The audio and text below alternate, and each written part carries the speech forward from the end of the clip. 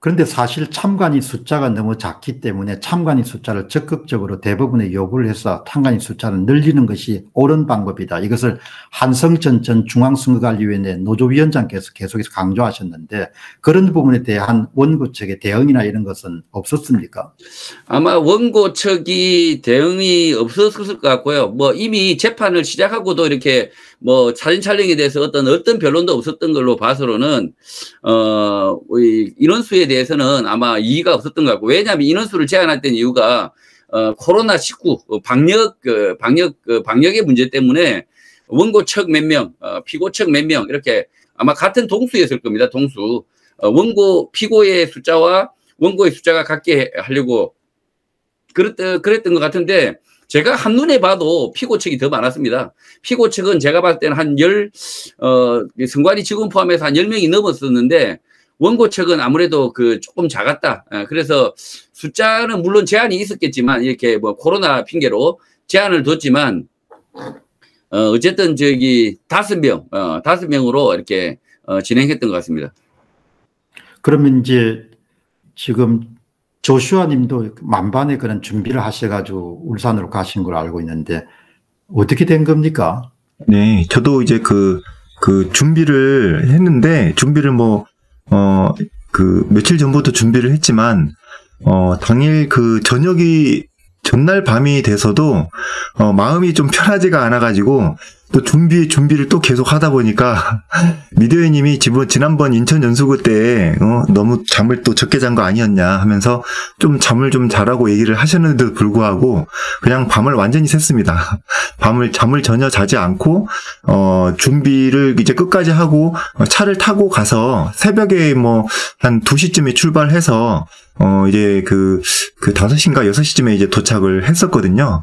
그래서 이제 밖에서 그냥 계속 기다리다가 계속 또 자면 또 그럴 것 같아가지고 계속 기다리다가 좀 둘러보기도 하고, 또 아침 일찍부터 또 집회하시는 분들도 있었고요. 그래서 여러 가지 지금 상황들을 좀 쭉 둘러봤습니다. 그런데 한 7시나 8시쯤 됐을 때부터 이미 많은 사람들이 이제 왔는데, 멀리서 온 것 같은 사람들이 내리자마자 악수를 하면서 이제 여러 명이 같이 들어가는 그런 모습들이 보였거든요. 근데 아마도 거기에서 이제 울산 법원에서 일하는 직원들이 나와서 서로 밖에서 악수하고 인사할 것 같지는 않더라고요. 딱 봐도 이제 외부 사람인 것으로 보이고, 여기 법원 직원이라든지, 그러니까 이제 재검표를 실질적으로 업무에 관여된 사람이나 선관위 쪽, 원고 측 사람인 것으로 보였습니다. 그러니까 실질적으로는 1시간, 2시간 전에 이미 이제 속속 도착하고 있었던 거였죠.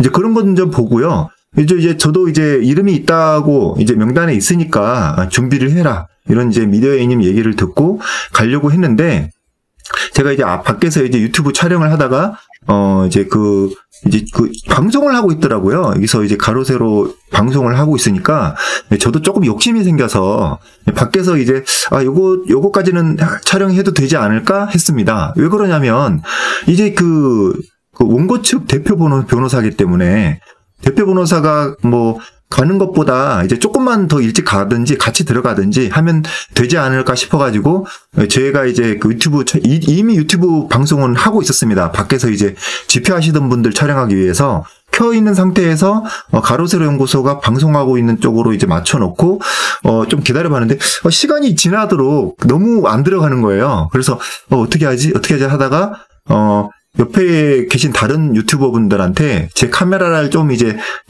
잘 챙겨만 주십시오, 이렇게 부탁을 드리고 안 되겠다 싶어서 들어갔습니다. 들어갔는데 들어가는 순간까지도 방송을 이렇게 좀 하고 있더라고요. 그런 모습이었고, 제가 딱 올라갔을 때는 명단에 제 이름이 있었습니다.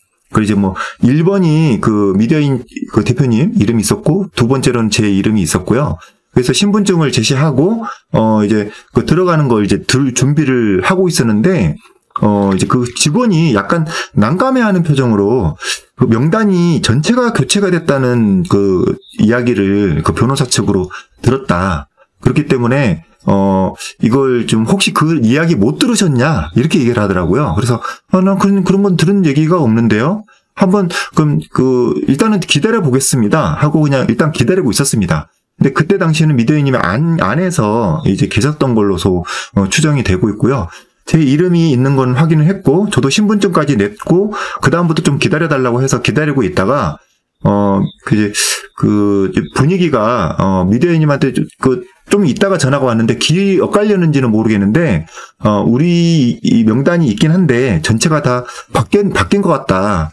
좀 아쉽지만, 지금 뭐 나와야 될 것 같다고 이렇게 전화 통화를 받고 나서, 제가 딱히 뭐라고 할 수는 없었어요. 그렇지만 약간 아쉬운 점은 있었습니다. 뭐냐면, 그 참관자 명단이 올라가서 이게 바꿀 수가 있다고 했습니다. 분명히 저도 그건 알고 있었는데요. 근데 그렇다는 경우는 원래 참관으로 들어가려고 했던 사람이 사정상 이제 못 들어간다든지 아니면 뭐 그런 경우가 있을 때 거기 이름 있는 사람 대신 그 인원수에 맞춰서 변경이 가능하다는 건 알고 있는데 그 참관자가 이미 현장에 도착해 있고 사전에 연락은 받은 것도 없고 그런데 이제 거기에서 이제 이미 바뀌었으니까 못 들어가십니다라고 이야기를 하는 것은 좀 황당하기도 했고요.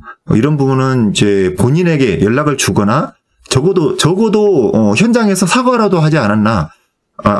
사과라도 해야 되지 않았나 싶고, 근데 사과를 받을 원고 측은 또 한 명도 안 보이고, 저도 그런 상황이었습니다. 근데 아마도 밖에서 계속 방송을 하고 있었던 것으로, 저도 이제 그렇게, 제가 방송하는 거 보고 들어갔었으니까, 그때 계속 방송을 하고 있었을 겁니다, 밖에서요. 어떻든 제 이야기는